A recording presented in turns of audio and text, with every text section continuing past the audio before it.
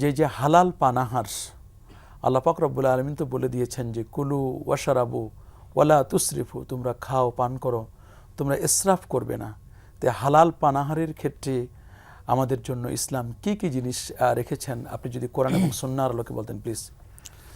আলহামদুলিল্লাহি রাব্বিল আলামিন ওয়াসসালাতু ওয়াসসালামু আলা আশরাফিল আমবিয়া ওয়াল মুরসালিন, আম্মা বাদ।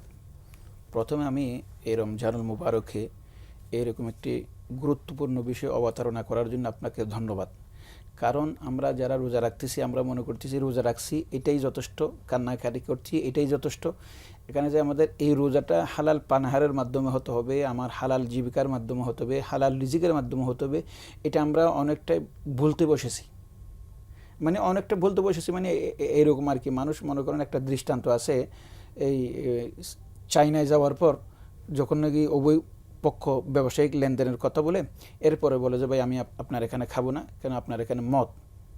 কিন্তু এতক্ষণ পর্যন্ত যে বলেছে ভাই তুমি আমার 100 টাকার জিনিস এটা কমপক্ষে ভেজাল করে তুমি আমার 90 টাকা করে দিবা, এই ভেজাল করে এই কোম্পানির মালটা ভেজাল করবে, এটা সে হারাম মনে করে নাই।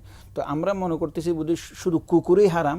হারাম টাকা দিয়ে যদি আমি চাল কিনি, হারাম টাকা যদি আমি খাসির মাংস কিনি, খাসির গোশত কিনি, এটাও যদি হালাল হয়ে যাচ্ছে, হারাম হয়ে যাচ্ছে, এটা আমাদের মাথার ভিতরে কেউ নাই। আমরা মনে করতেছি চাল হালাল, গরু হালাল, মুরগি হালাল, এটা না।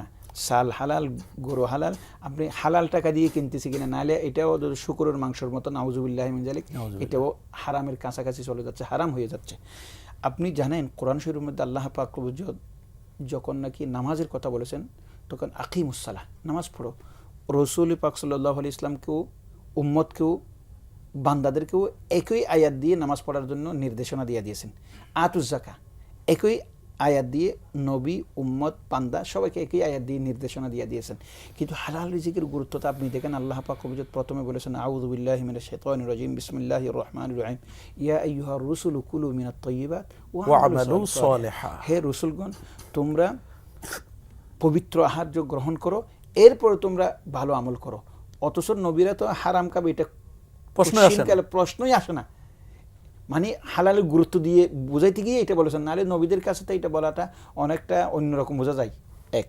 এরপর আল্লাহ পাক এই নির্দেশনা আলাদাভাবে দিয়েছেন, আউযু বিল্লাহি মিনাশ শাইতানির রাজিম, ইয়া আইয়ুহাল্লাযীনা আমানু কুলু মিন তাইয়্যিবাতি মা রাযাকনাকুম। হে ঈমানদারগণ, তোমরা আমি তোমাদের জন্য যে হালাল জীবিকা তোমাদেরকে দান করেছি, রিজিক দান করেছি, সেখান থেকে তোমরা আহার গ্রহণ করো।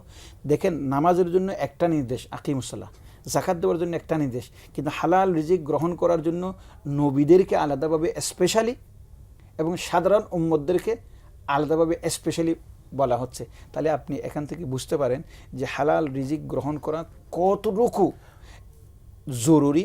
এবং আপনি জানেন, নবীদেরকে যখন বলেন আউযু বিল্লাহি মিনাশ শাইতানির রাজিম, ইয়া আইয়ুহার রুসুলু কুলু মিনাত তাইয়্যিবাত ওয়া আমালু সালিহা, তুমি আগে কি করো, হালাল রিজিক গ্রহণ করো, তারপরে সৎ কাজ করো। এর অর্থ হলো সৎ কাজ কবুল হওয়ার জন্য আপনার হালাল রিজিক গ্রহণ করতে হবে।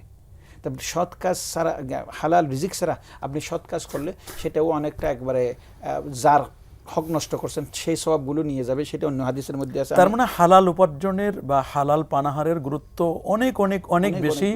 ইন্নাল্লাহা আমারাল মুমিনিন কামা আমারা বিহিল মুরসালিন, আল্লাহ মুমিনদেরকে যেভাবে আদেশ করেছেন ঠিক এই আদেশটা রসুলদের উপরেও ছিল।